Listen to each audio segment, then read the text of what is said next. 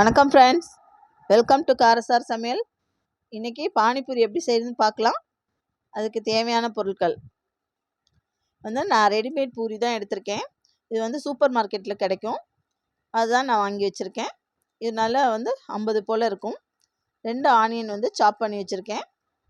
4 medium size வெங்காயம் வேக வச்சு தோல் உரித்து எடுத்து வச்சுருக்கேன். 1 கைப்பிடி அளவு புதினா, 1 கைப்பிடி அளவு மல்லி, 1 துண்டு இஞ்சி, 2 பச்சை மிளகாய் எடுத்து வச்சுருக்கேன். இப்போ இதை ஒன்றா சேர்த்து பேஸ்ட் பண்ணிட்டு வந்துடுவோம். இஞ்சி, பச்சை மிளகாய், சுத்தம் பண்ணி வச்சுருக்க புதினா மல்லி இலைகள் இதோடு சேர்த்துக்கலாம். இதை நல்லா ஃபைன் பேஸ்ட்டாக நம்ம அரைச்சிட்டு வந்துடணும். கொஞ்சமாக தண்ணி ஊற்றி நல்லா நைஸாக அரைச்சிட்டு வந்துடலாம்.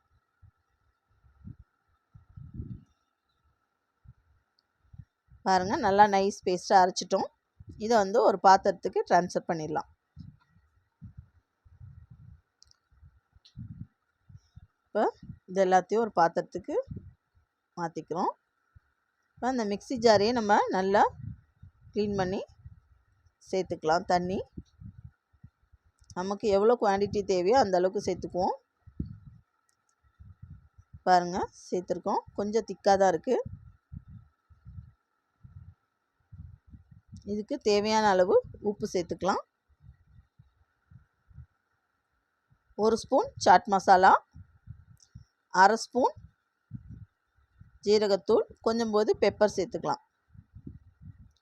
கொஞ்சம் கட் பண்ணி வச்சுருக்க மல்லித்தலை இதோட ஆட் பண்ணிக்கலாம். இதை நல்லா கலந்து விட்டுவோம். இப்போ இதுக்கு தேவையான அளவு தண்ணி சேர்க்கணும். கொஞ்சமாக இதில் புளி தண்ணி சேர்த்துக்கலாம். ஒரு 50 ml போல் புளி தண்ணி சேர்த்துக்கலாம். இதை நல்லா மிக்ஸ் பண்ணி விடுங்க.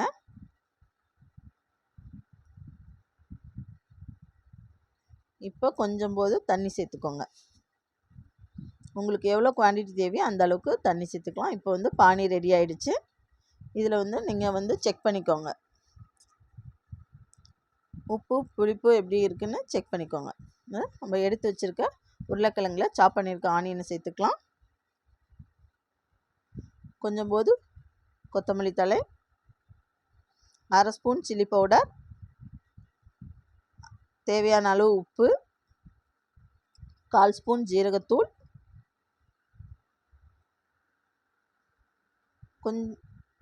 கொஞ்சம் சாட் மசாலாவும் சேர்த்துருக்கேன், அதை மறந்துட்டேன். இது எல்லாத்தையும் நல்லா மிக்ஸ் பண்ணி விட்டுருங்க. இதை நல்லா மிக்ஸ் பண்ணி விட்டுருவோம். இப்போ உள்ளே வைக்கிற ஸ்டஃபிங்கும் ரெடி ஆகிடுச்சு. அடுத்து நம்ம ஆயிலில் ஹீட் பண்ணி நம்ம எடுத்து வச்சுருக்க பூரியை பொரிச்சு எடுத்துடலாம். நல்லா ஆயில் கொஞ்சம் ஹீட்டாக இருக்கணும். நம்ம கலந்து விட்டுட்டே இருக்கணும். 2 போட்டிங்கன்னா நல்லா உப்பி வரும். அப்போ தான் நல்லா உப்பி வரும். பாருங்கள், நல்லா சூடாக இருக்கும்போது நம்ம எடுத்தோம்னா நல்லா உப்பி வரும். இப்போ இது ஹோல் பண்ணி போட்டு நம்ம எடுத்து வச்சுருக்க உருளைக்கிழங்கு ஸ்டஃபிங்கை உள்ளே சேர்த்துக்கலாம்.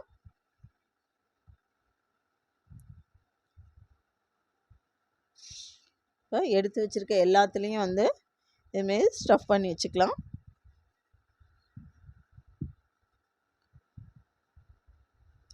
அடுத்து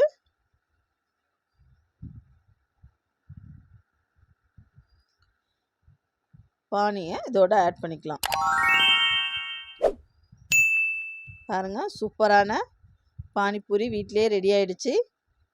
இதேமாரி நீங்களும் ட்ரை பண்ணி பாருங்கள். இந்த வீடியோ பிடிச்சிருந்தால் லைக் பண்ணுங்கள், ஷேர் பண்ணுங்கள், கமெண்ட் பண்ணுங்கள், மறக்காமல் சப்ஸ்கிரைப் பண்ணுங்கள். Thank you friends.